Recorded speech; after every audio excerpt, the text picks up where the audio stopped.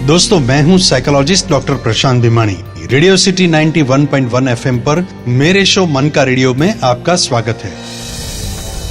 Doctor साहब, इस सचिन से मैं ही नहीं, घर के सभी त्रस्त हो चुके हैं। पिछले 2 सालों में तो मैंने कई बार सोच लिया था कि सचिन से डिवोर्स ही ले लूं। हमारी उम्र अभी 30 साल की भी नहीं हुई है और सचिन कुछ ज्यादा ही रिलीजियस बन गया है।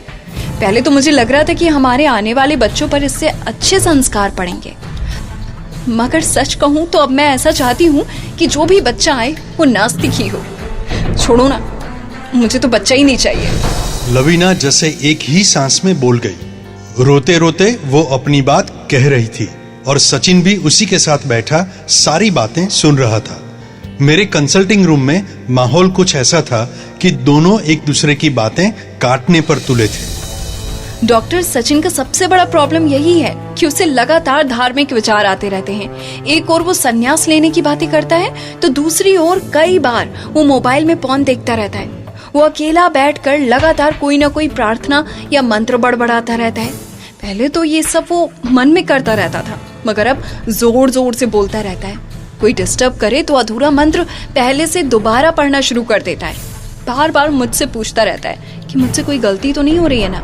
बार बार भगवान से भी माफी मांगता रहता है। पता नहीं उससे सच में कौन सी गलती हो गई है। मैंने तो यहाँ तक उसे कह दिया है कि शादी से पहले उसकी कोई ऐसी वैसी गलती हुई भी हो तो मुझे कोई फर्क नहीं पड़ता, लेकिन प्लीज ये सब बंद करो। सच कहूं तो गलती उससे नहीं, मुझसे हो गई है, उससे शादी करके। डॉक्टर साहब, मैं लवीना की बात से पूरी तरह से सहमत हूँ। मुझे भी पता नहीं चलता कि कैसे इस प्रकार के अधार्मिक विचार मेरे मन में पैदा हो जाते हैं, मेरे दिमाग पर हावी हो जाते हैं। पहले तो मैं कोई ट्रीटमेंट के लिए तैयार नहीं था, मगर पिछले महीने से मेरा प्रॉब्लम कुछ ज्यादा ही बिगड़ गया है। हालांकि ये बात अभी तक मैंने लवीना तक को नहीं बताई। मुझे कहते हुए भी शर्म आती है।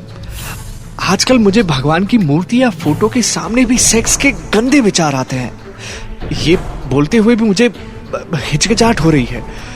आप समझ सकते हैं मेरी क्या हालत हो रही है। कोई भी आदमी जानबूझकर तो ऐसा विचार नहीं करेगा ना। ऐसे विचारों के कारण पिछले 1 महीने में मुझे संसार तो क्या, दुनिया छोड़ने तक के नेगेटिव विचार आ चुके हैं। दोस्तों, सचिन की मनोविकृति को साइकोलॉजी की भाषा में ऑब्सेसिव कंपल्सिव डिसऑर्डर यानी कि ओसीडी कहते हैं। इस समस्या में पेशेंट के दिमाग में बेफिजूल के सारे विचार अपने आप घुस जाते हैं। कभी कभी ऐसे विचारों के साथ साथ कुछ विजुअल्स और घटनाएं भी जुड़ जाती हैं।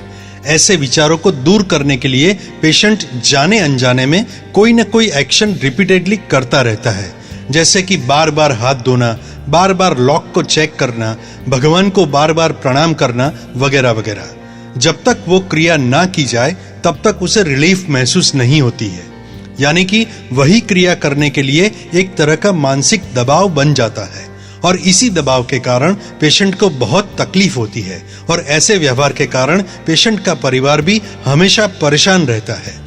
सचिन जानता था कि जो वो कर रहा था वो गलत है, मगर इस ओसीडी की समस्या के चलते उसे रोक नहीं पा रहा था। सचिन की क्लिनिकल हिस्ट्री लेने पर पता चला कि सचिन की परवरिश बहुत ही स्ट्रिक्ट धार्मिक माहौल में हुई थी। घर में हर एक बात को पाप पुण्य जैसे धार्मिक चश्मों से ही देखा जाता था।